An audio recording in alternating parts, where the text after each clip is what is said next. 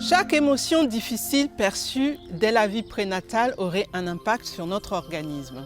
La tristesse, la peur, la colère, la culpabilité, la cruauté, l'inquiétude, le rejet, l'injustice, l'abandon, l'humiliation, la trahison, toute blessure émotionnelle créerait une sorte de nœud dans notre corps, ce qui bloquerait l'énergie qui circule dans nos cellules. Lorsque nous sommes jeunes et en forme, nous avons naturellement assez de force pour compenser ce blocage.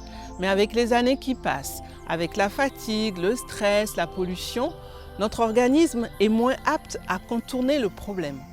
La médecine traditionnelle chinoise, avec au moins 3000 ans d'expérience, a désormais fait ses preuves et démontre l'importance des émotions douloureuses dans l'émergence des maladies.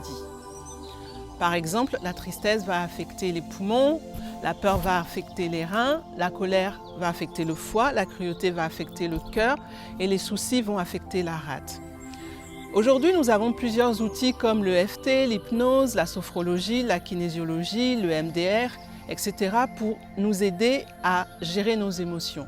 Mais je trouve qu'on ne parle pas assez des sons du Tao de la santé de nos organes. C'est une méthode préventive simple qui est basée sur des sons et des mouvements qui aident à conserver la santé et l'énergie en transformant le négatif à l'intérieur plutôt que de perdre cette énergie en la rejetant à l'extérieur ou en obstruant l'intérieur. Rejeter nos émotions négatives ou les enfouir sont deux façons de diminuer notre énergie vitale. Pendant longtemps, je manquais d'énergie à cause du mal-être et des difficultés que je rencontrais en tant que femme noire vivant en Europe. J'ai dû chercher et trouver des solutions pour apprendre à m'accepter, à m'aimer, pour plus souffrir de cela. Et je peux donner des clés aux femmes noires parce que le gros problème de la femme noire, c'est de s'accepter en tant que telle et de s'aimer. Si nous sommes incarnés dans ce corps de femme noire, c'est pour dépasser cette limite. Parce qu'être noir dans le monde actuel n'est vraiment pas de tout repos, c'est vrai. Ce n'est pas toujours drôle ni même fun, car peu de personnes dans le monde aimeraient ressembler à une femme noire. On veut bien de ses lèvres pulpeuses, de ses beaux seins, de ses fesses, de sa joie de vivre, de toutes ses richesses, mais sûrement pas de sa couleur de peau. Nous devons donc dépasser cette histoire de couleur de peau à cause de tout ce qu'il y a dans la conscience collective de négative qui est associée à cela. Quand on est une femme noire, on a deux approches de l'inconscient collectif à transcender, celui d'être noir et d'être une femme.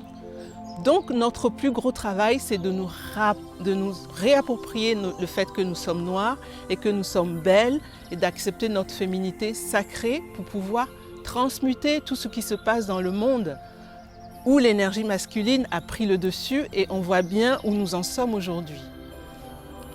Donc nous avons besoin de rééquilibrer les choses et chaque femme noire doit incarner sa puissance féminine pour équilibrer la balance. Et cela commence par apprendre à transformer nos émotions négatives en émotions positives pour avoir plus d'énergie disponible. Et arrêter d'accumuler des énergies négatives et des émotions qui nous sapent. Les anciens taoïstes ont découvert que chaque organe a un son qui vibre à la même fréquence que l'organe, que la lumière et l'émotion correspondante. En activant ces sons à voix haute, les lumières associées viennent pénétrer dans les organes pour transformer les émotions négatives en émotions positives. Ainsi, nous pouvons recycler tous les traumas liés à l'esclavage, à la persécution, à l'humiliation, au viol des femmes noires, au manque de confiance en soi, au manque de l'estime de soi. La pratique des sons du Tao de la santé des organes nous aide à amplifier les vibrations positives des organes en renforçant leur énergie positive. Elle nous aide aussi à guérir les organes en équilibrant leurs fonctions. Cette pratique peut en fait se faire n'importe quel moment de la journée. Mais c'est vrai que le soir, ça permet de transformer les émotions de la journée pour passer une bonne nuit de sommeil. Revenons sur l'orbite microcosmique. Comme vous le savez, tout tourne en orbite dans l'espace. La Lune tourne autour de la Terre tourne autour du Soleil, le Soleil tourne autour de la galaxie, etc.